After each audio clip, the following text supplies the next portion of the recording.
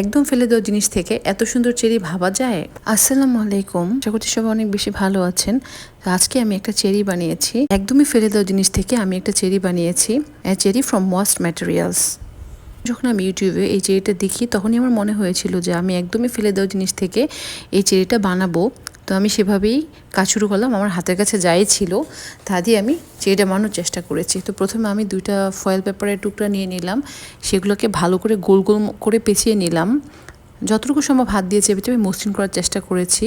এখন আমি একটা গুনার তার নিয়েছি, এই তারটাও ফেলে দেওয়া। তো আমি আমার পরিমাণ মতো এটাকে কেটে নিলাম, নিয়ে এই দুইটাকে হালকা একটু ছিদ্র করে গুনা দুটো বসিয়ে দিলাম, যাতে আমার পরবর্তীতে ডেকোরেশন করতে সুবিধা হয়। তো এখানে আমি কিছু পুঁতি ইউজ করব। সে পুঁতিগুলো আমার কাছে অনেক দিন আগে থেকে ছিল, প্রায় 8-10 বছর আগের পুঁতি। তো এক প্রকার ফেলে দেওয়াই বলা যায়। আমি গাম লাগিয়ে একটা বলকে ডেকোরেশন করে নিলাম। ভিডিওতে আপনারা দেখতেই পাচ্ছেন যে আমি কিভাবে করেছি। এখন আমি সেমভাবেই আরেকটা বল ডেকোরেশন করে নিব।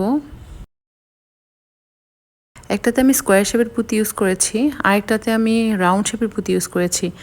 আসলে এগুলো অনেকদিন আগেই আমার কাছে ছিল, মানে একদমই পড়েছিল বলা যায়। তো যেহেতু আমি আজকে সব কিছুই ফেলে দেওয়া জিনিস থেকে এই চেরিটা বানাবো, তো এগুলোকে এক প্রকার ফেলে দেওয়া বলা যায়। আমি একটা বেলুন নিয়ে নিলাম, এটাও হচ্ছে একটা ফেটে যাওয়া বেলুন। তো এটাকে আমি সামনে পেলাম, আর গ্রিন কালার হওয়াতে মনে হলো এটা দিয়ে আমি এখনই পাতা বানিয়ে নিই।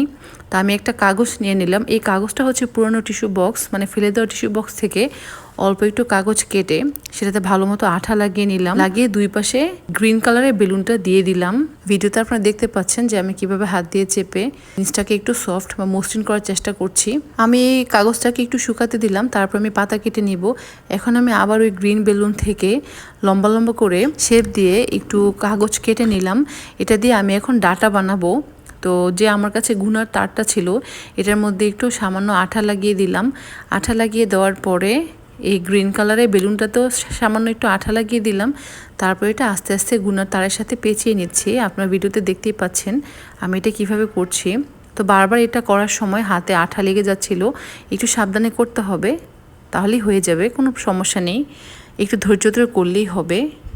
তো গুনার তারের সাথে আমি সুন্দর করে কাগজটা পেঁচিয়ে চেরি ডাটা বানিয়ে ফেললাম।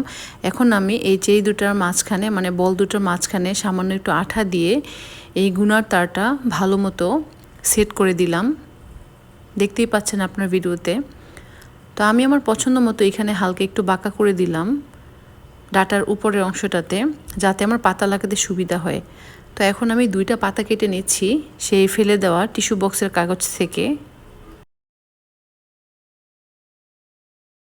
এখন আমি সামান্য আঠা দিয়ে 2টা পাতাকে সুন্দর মতো সেট করে দিচ্ছি এই চেরি ডাটার সাথে। এই যে আমার চেরি একটু রেডি হয়ে গেল। তো পাতাটা একটু খালি খালি লাগছিল, পরে আমি একটু মার্কার পেন দিয়ে পাতাটাকে এঁকে দিলাম, যাতে পাতাটা দেখতে একটু সুন্দর লাগে। এই তো আমার চেরি। এটাকে কিন্তু আবার আপনারা দোকানে কেনা চেরির সাথে ফিনিশিং মেলাতে যাবেন না, যেহেতু এটা হ্যান্ডমেড। তো এটা একটু অন্যরকম হবেই। আর হ্যান্ডমেড জিনিসগুলো অনেক বেশি আবেগের জায়গা থাকে। নিজের বানানো যে কোনো জিনিসে দেখতে সবার কাছে অনেক ভালো লাগে। ভিডিওটি ভালো লাগলে একটা লাইক করে দিবেন, সাবস্ক্রাইব করে দিবেন আমার চ্যানেলটা। সবাই ভালো থাকবেন। আল্লাহ হাফেজ।